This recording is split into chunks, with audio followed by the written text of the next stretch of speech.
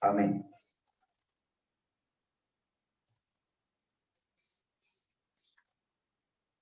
Disculpen, hermanos, que no leí en Romanos, leí fue en Hechos, leí atrásito de Romanos 3, 24. Amén. Dice la palabra del Señor. Amén. Creo que hayan encontrado ahí. Ahora sí. Es que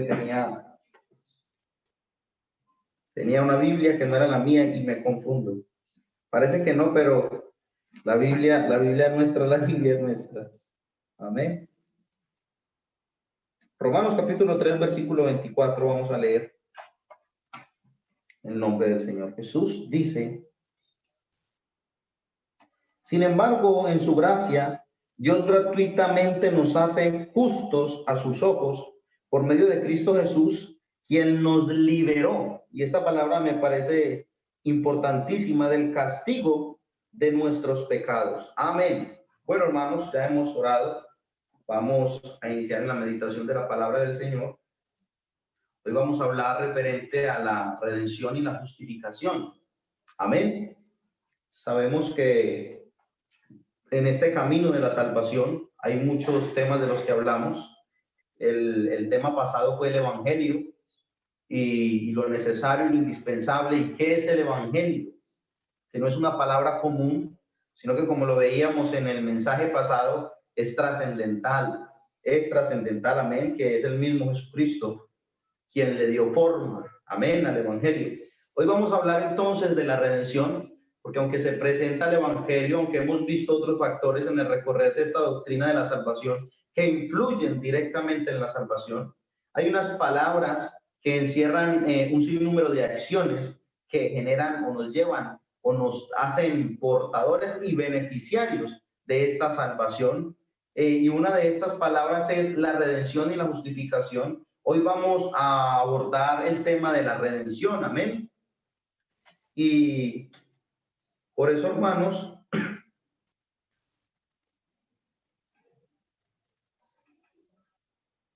es necesario que para abordar el tema de la redención miremos al Calvario, amén. Es necesario que miremos al Calvario. El Calvario comúnmente es tenido por muchos como ese lugar de agonía, ese lugar de tristeza, ese lugar de miseria, ese lugar de angustia, de desesperanza, ese lugar que donde llevan a alguien ya que va cargando una cruz, donde llevan a alguien, alistan unos clavos para traspasar sus manos, unas cuerdas para atarle sus muñecas. Ya no hay esperanza, ahí ya se ha perdido la esperanza, ya se ha efectuado un juicio y el resultado es la muerte. Entonces el Calvario es ese lugar de desesperanza, de angustia, de dolor, y también es ese lugar de llanto, de tristeza. Pero es importante, hermanos, que nosotros no encontramos la tristeza, la bendición, ni en el Monte de los Olivos, ni encontramos la bendición mientras el Señor predicaba cuando en el Sermón del Monte. O sea, no encontramos la bendición ahí para nuestra alma, aunque es de enriquecimiento para nuestra vida, aunque es de gozo y aunque es de alegría. La bendición que nos abre la puerta a la salvación la encontramos en este lugar de tristeza, porque la tristeza del Señor fue nuestra felicidad, porque su agonía es nuestra paz, porque su desesperanza es ahora nuestra esperanza. ¿Y a qué me refiero con esto? Es que Él llevó sobre sus hombros toda nuestra angustia, nuestro llanto y nuestro dolor. Y donde nosotros vemos a Jesús cubierto de esa angustia, de desesperanza y de tristeza, nosotros ahora miramos al Calvario y es como, permítame decir de una manera un poco irónica, pero no en el mal sentido de la palabra, sino que parece ser así, porque aunque hay tristeza y aunque hay dolor, para nosotros eso significa alegría y salvación. En ese lugar de tristeza, en ese lugar de desesperanza, hemos encontrado nosotros salvación, alegría, felicidad. Y no es que nos alegremos de que Jesús haya muerto de esa manera, no, es lo que hizo, es lo que hay detrás del Calvario. El Calvario no solamente es un madero, ni unos clavos, ni una corona de espinas que le pusieron a Jesús. No, detrás del Calvario hay un milagro que ha impactado a toda la humanidad. Detrás del Calvario hay un camino que fue trazado, y mientras ese camino se trazaba, se rasgó el velo del templo y todos tuvimos acceso a la gracia que veremos más adelante. Y este Calvario es donde se efectúa la redención. Por eso es necesario, hermanos, tener en cuenta como primer paso para hablar de la redención el Calvario, porque es ahí donde se paga el precio que nosotros debíamos de pagar. Ahí encontramos la redención, en ese lugar de tristeza, en ese lugar de desolación, encontramos la redención para nuestra vida, para nuestra alma. La redención, hermanos, es el pago de una deuda, es el rescate para alguien que ha sido capturado, y no solo capturado, sino esclavizado. Y esa persona que ha sido capturada y esclavizada no tiene cómo pagar su rescate. Entonces se habla de una redención, alguien, un intercesor, un intermediario, alguien que se ponga en medio del esclavo y del que lo ha esclavizado y redima su error. Diga, yo pago, yo quiero liberarlo, yo quiero redimirlo. Esto es la redención, el pago del rescate de aquel que ha sido capturado y esclavizado. Y sabemos, hermanos, que usted y yo estábamos ya esclavizados desde Adán. No, y es necesario tener en cuenta algo. De pronto muchos dirán, no, eso fue Adán el que pecó, ¿yo por qué tengo que cargar con ese pecado? No, es que hoy en día tú tienes la misma posibilidad de Adán, y hay muchas personas que con esta misma posibilidad de elegir el bien y de elegir el mal, eligen siempre el mal. Entonces muchas personas se jactan diciendo, no, eso que hubiera castigado a Adán, pero a mí no. Pero ¿cómo es tu vida? A ver si se levanta el velo de la vida de cada una de estas personas. ¿Qué hay debajo? ¿Qué hay en su corazón? ¿Qué hay en su mente? ¿Qué hay en su vida? ¿Qué oscuros secretos tienen? ¿Cuánto dolor y cuánta tristeza han generado? ¿Cuánto daño han hecho? Y siguen diciendo, ¿por qué no castigan a Adán? Son como esos acusadores en la cruz. Pero qué bueno que hoy nosotros comprendamos que es que desde Adán nosotros fuimos despojados de esa victoria, de ese logro, de ese paraíso en que el Señor nos había puesto sin haber peleado ninguna batalla, sin haber sido merecedores. Fuimos puestos en este lugar por gracia también del Señor Jesús, porque nos amó desde el principio. Nosotros en el huerto del Edén, en Adán, teníamos ese sacerdocio, como también ya lo hablamos, teníamos ese señorío, teníamos una casa, pero ahora cuando ya somos capturados y esclavizados por el pecado, entonces por la ley humana y por la ley divina era inevitable ese juicio de Dios. Es como si tú le regalaras una casa a tu hijo, le hubieras pagado toda su carrera, y aparte de eso tuviera ya él una familia estructurada, bien bonita, y usted haya trabajado con él haciendo la casa, usted le haya aconsejado en el matrimonio, usted le haya ayudado y le haya costeado su carrera. Pero llega un momento donde llega alguien y le habla al oído y se pierde todo, sucumbe, se esclaviza, se pierde, todo lo tira por la borda, todo lo pierde. ¿Cuánta tristeza pudo haber habido en tu corazón? ¿O cuánta tristeza hay quizás? Dolor.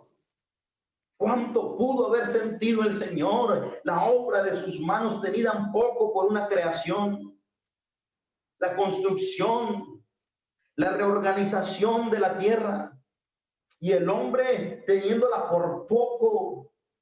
¡Qué tristeza! ¡Qué dolor!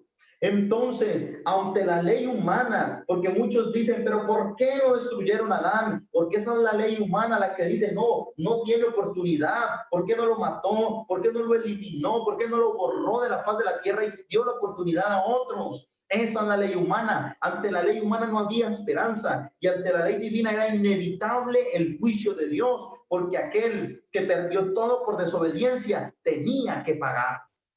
¿Y quién comparecerá ante Dios? ¿Quién puede presentarse delante de Dios?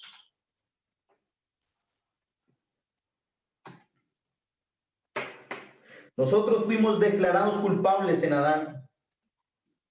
La casa que habitábamos fue manchada de sangre, porque tuvo que hacerse un sacrificio para cubrir, oigan, no lavar, cubrir los pecados de Adán y Eva. Tuvo que mancharse esa casa de sangre cuando todo era perfecto por culpa del hombre, por su pecado, por su desobediencia, por no querer hacer las cosas buenas, sino esforzarse en hacer el mal. El precio de la desobediencia fue la pérdida del señorío. El hombre fue quitado del puesto que antes tenía, en el que gobernaba la tierra, en el que gobernaba los animales. Y ahora este animal que antes era gobernado por el hombre sirvió para seducción y llevar a la desobediencia al hombre, que fue la serpiente.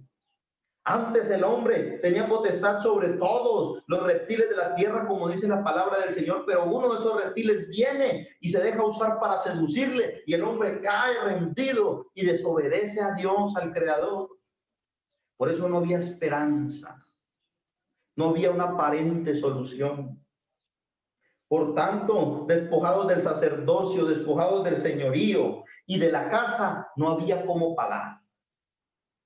¿Cómo se iba a pagar la redención?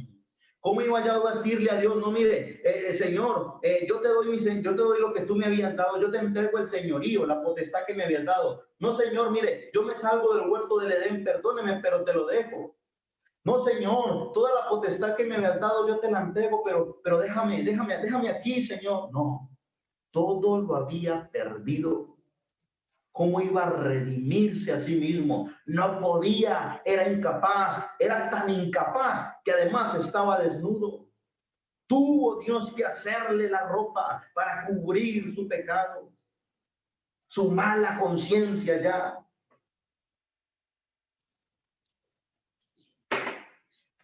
No había esperanza, no había ningún tipo de esperanza para la humanidad.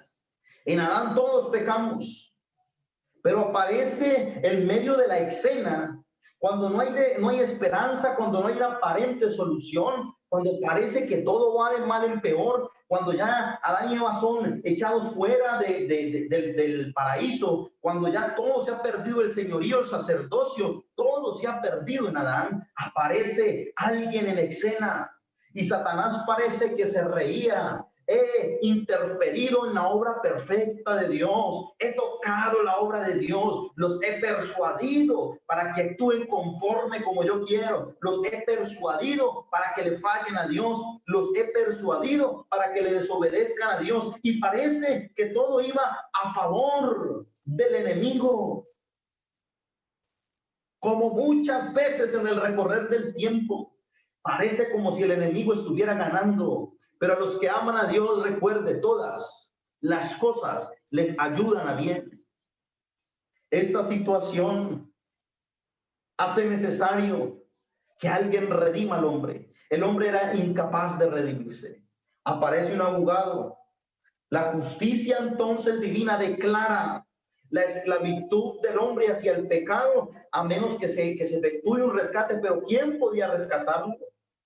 Si Dios mira a la humanidad y no había justos, y en ese tiempo Dios mira a la humanidad y cómo se iba a redimir, no tenían el cómo hacerlo.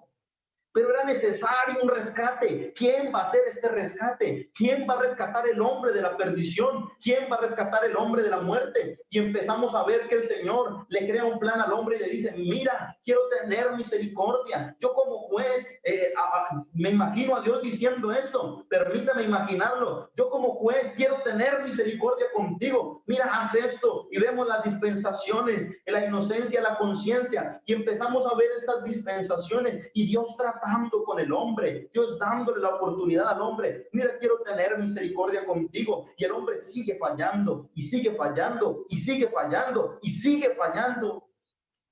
Llega un momento donde se mira la humanidad y no había justo ni siquiera uno. Entonces se hace necesaria la presencia de un redentor, pero que este redentor sea diferente, un redentor con convicción, alguien que aunque en su humanidad, pero esté conectado directamente con Dios, que pueda ponerse enfrente de ese juez y no caer muerto, sino que sea hallado justo y santo. Encontramos entonces que este abogado paga la deuda. Pero hay algo importante. Este abogado paga la deuda, pero paga la deuda no a cuotas, sino que la paga sin intermediarios y de una manera inmediata. Hizo un solo pago. No había una duda en que se iba a pagar, se iba a tener la libertad y una esperanza. Hay muchas personas, muchos reyes que han sido capturados en el recorrer de la historia y los pagos se hacen en dos cuotas. La primera cuota se hace y cuando el rey regresa a casa, pues entonces se hace la segunda cuota. Pero en este caso no fue así. El pago se efectuó de una sola vez.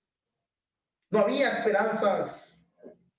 Dice la palabra del Señor en Isaías 44, 21 y 22. Y este versículo nos va a abrir la puerta y nos va a mostrar de una manera gigante, imagínenselo en su cabeza, esta palabra: ¿quién es tu redentor? ¿Quién fue el que se puso enfrente tuyo y enfrente de Dios para decir: yo doy la cara por él, yo pago el precio, todo lo malo que él ha hecho, todos los pecados que ha arrastrado, yo los quiero llevar, yo pago el precio y no lo pago a cuotas, lo pago de una, y si tengo que ir a la muerte, voy? ¿Saben qué? Vamos a leer Isaías capítulo 44, 21 y 22, dice la palabra del Señor: acuérdate de estas cosas, oh Jacob, e Israel, porque mi siervo eres.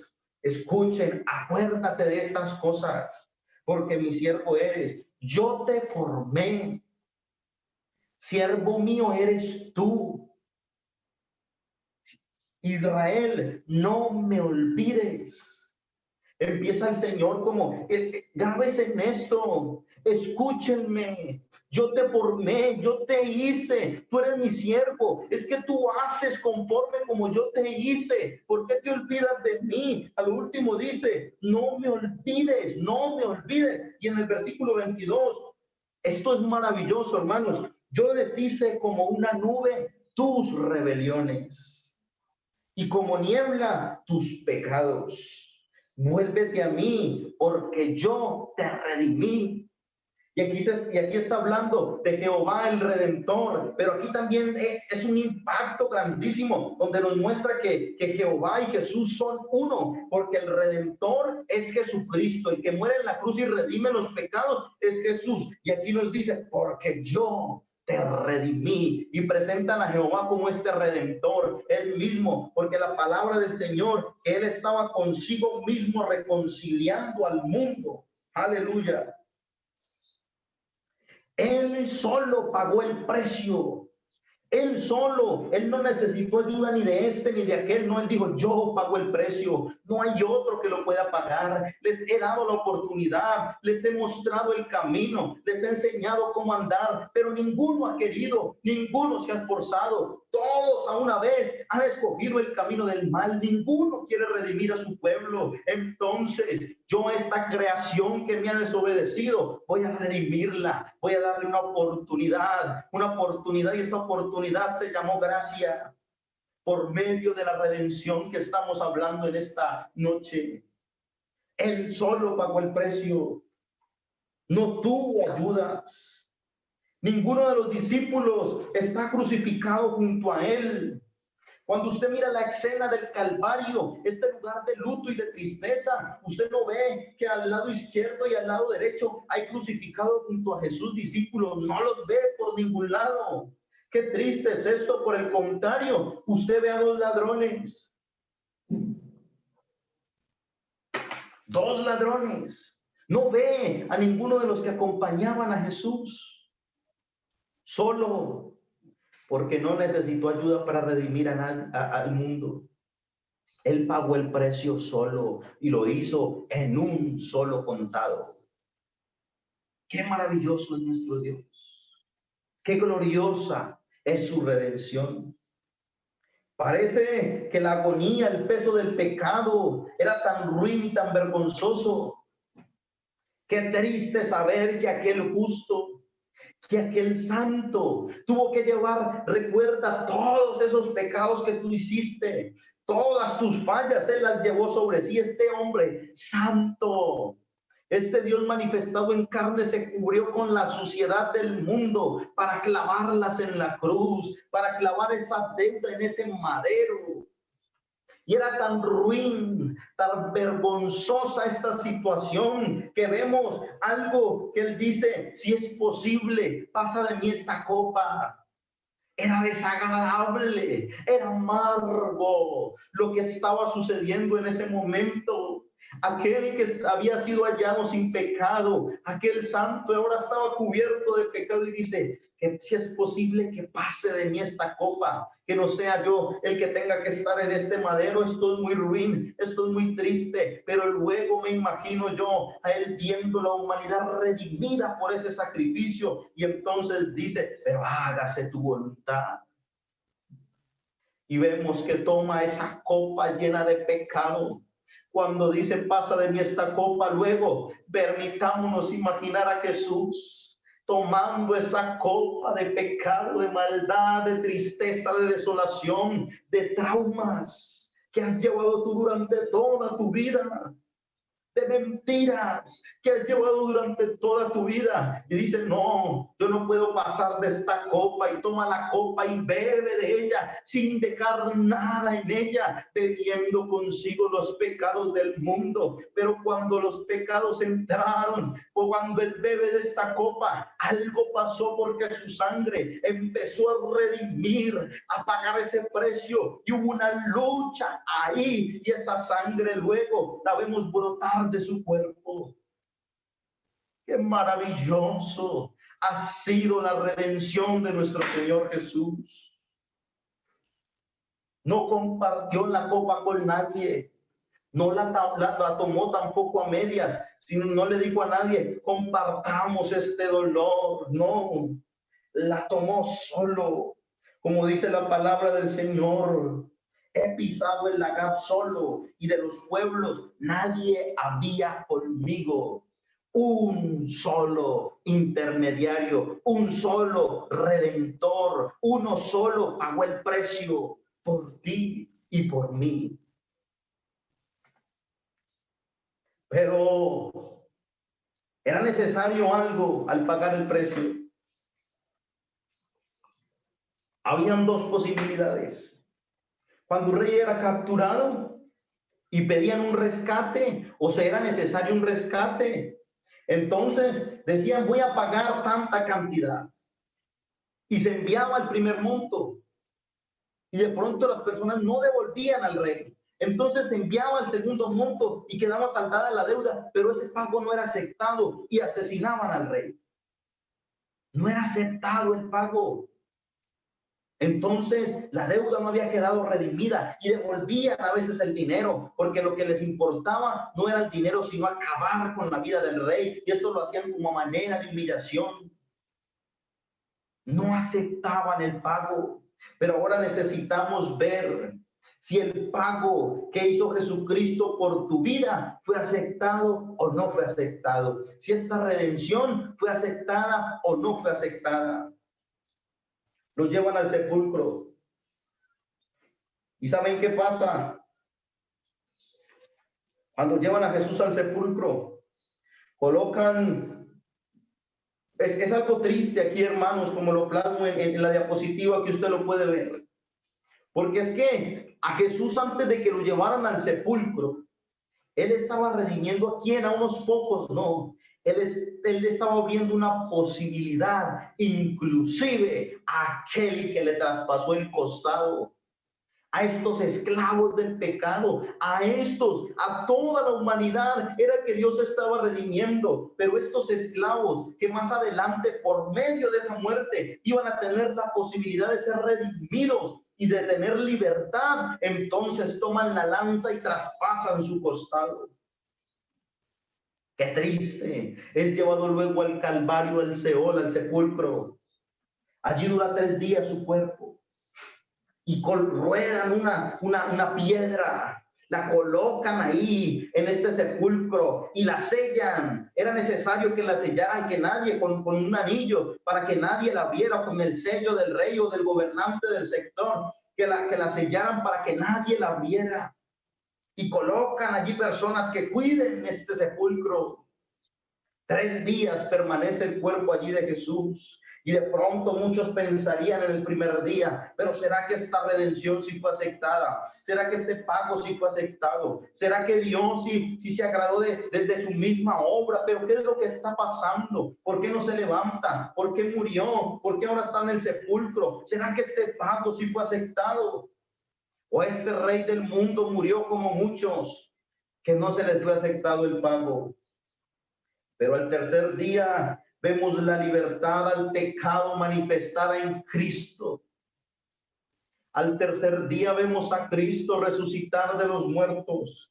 Y aquí hay algo importantísimo, hermanos. Si el pago no hubiera sido aceptado, entonces Cristo no hubiera resucitado. Y la palabra del Señor dice, Él estaba consigo mismo reconciliando al mundo, redimiendo al mundo de sus pecados. ¿Y saben por qué ese pago fue aceptable? Porque Él mismo se lo presentó, Él mismo lo recibió. Pero ¿por qué duró 3 días allí en el Calvario? Es que Él no solo venció el pecado, sino que también descendió y venció la muerte, dándonos también la vida. Así que esta redención que el Señor nos ha dado, no solo nos ha libertado del pecado, sino que anexo a esto nos dio la vida eterna, la posibilidad de ser salvos.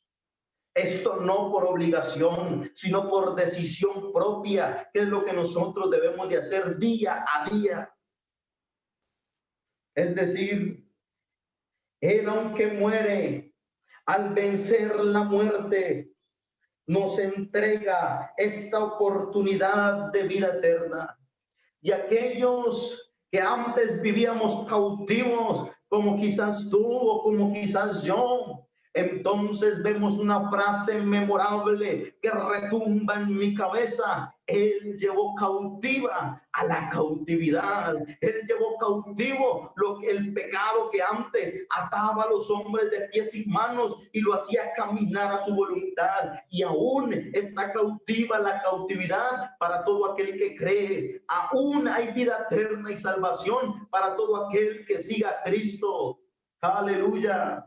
No hay condenación para el que está en Jesús, porque Él pagó el precio. Él es el abogado que intercede. Si tú, amigo, que escuchas esta palabra en esta tarde o en esta noche, por medio de estas pantallas, necesitas de esa redención. Aún hay unos vasos abiertos como se abrieron en la cruz del Calvario, diciéndote que el precio de tu pecado ya fue efectuado y aceptado delante de Dios. Ahora es momento de decidir y de decir, Señor, acepto esa redención en mi vida, acepto el perdón que tú me das, reconozco, Señor Jesús, que te he fallado, reconozco que te necesito, pero también te doy gracias porque por ti y por tu sacrificio hoy tengo acceso a la salvación, hoy tengo oportunidad de redención. Y tú, hermano, tú que ya vas caminando con el Señor, qué bueno que esta redención retumbe en nuestro corazón, que esta redención retumbe en nuestra cabeza para darle valor al sacrificio de la cruz, para darle valor a esa obra redentora del Calvario. Es momento de agradecer a Dios, es momento de acercarse a Dios. El pago ya fue hecho y aceptado. La iglesia ha estado siendo preparada. Dice la palabra del Señor, la historia también lo relata, 3 toques de trompeta para alistar a un pueblo para marchar. Había un primer toque que les decía que se prepararan. El segundo toque era ya la invitación a ponerse de pie y a ceñirse. Y el tercer toque era una invitación a marchar. Por eso la Biblia habla de una final trompeta que está por sonar. La iglesia se ha estado preparando. Ahora estamos ceñidos y dispuestos a ir a nuestro encuentro en las nubes con nuestro Señor. Y al toque de esa final trompeta, escucharemos su palabra cuando nos invite a encontrarnos con Él en las nubes. Es tiempo de recordar la redención de Cristo en el Calvario para toda la humanidad. Que el Señor Jesús sea bendiciendo tu vida y que esta palabra no caiga en un saco roto y se pierda, sino que puedas ponerla por obra. Que el Señor Jesús continúe bendiciendo tu vida. Dios les bendiga. Aleluya.